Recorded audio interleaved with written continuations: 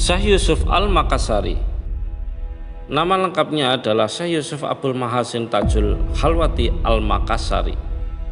Beliau lahir di Goa, Sulawesi Selatan pada tahun 1626 Masehi, sedangkan tempat wafatnya di Cape Town, Afrika Selatan pada tahun 1699 Masehi pada usia 73 tahun. Nama saat dilahirkan adalah Muhammad Yusuf.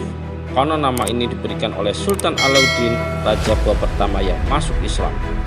Pendidikan agama diperolehnya sejak berusia 15 tahun di Goa dengan berguru kepada Said Ba'lawi bin Abdul Alamah At-Tahir dan Said Jalaluddin Al-Aidid. Lalu pada usia 18 tahun, Syekh Yusuf pergi ke Banten dan ke Aceh. Di Banten, Syekh Yusuf berkunjung ke sahabatnya yaitu Sultan Ageng Tirtayasa yang kelak mengangkatnya sebagai mufti Kesultanan Banten. Dan kemudian di Aceh, Syekh Yusuf berguru kepada Syekh Nuruddin Araniri dalam mendalami Thariqat Qadiriyah. Setelah menerima ijazah Thariqat Qadiriyah, Syekh Yusuf berangkat ke Timur Tengah. Beliau ke Arab Saudi melalui Sri Lanka. Setelah hampir 20 tahun menuntut ilmu, ia pulang ke kampung halamannya di Goa. Tetapi saat itu Goa sedang berjuang mempertahankan tanah air, akan tetapi harus kalah melawan Belanda. Tahun 1672 Masehi ia kembali merantau ke Banten. Kemudian ia dipercaya sebagai mufti atau penasehat kerajaan Banten. Saat itu Banten juga tengah gigih melawan Belanda.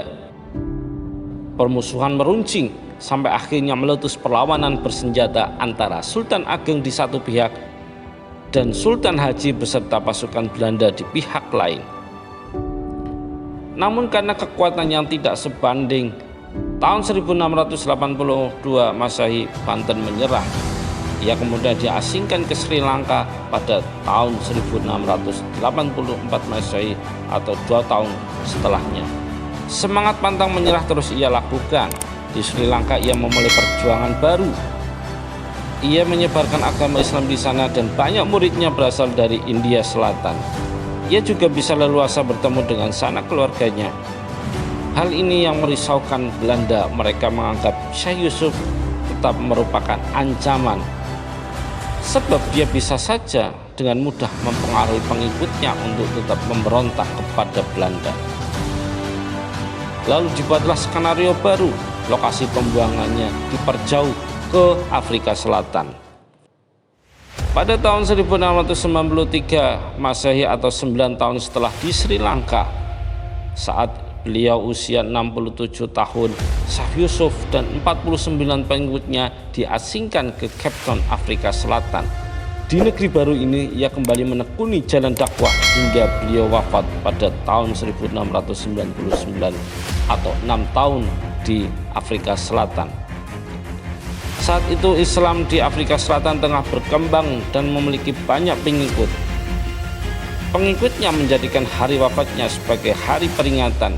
Bahkan Nelson Mandela, mantan presiden Afrika Selatan, menyebutnya sebagai salah seorang putra terbaik Afrika. Sedikitnya ada 20 judul buku yang ditulis oleh Syekh Yusuf.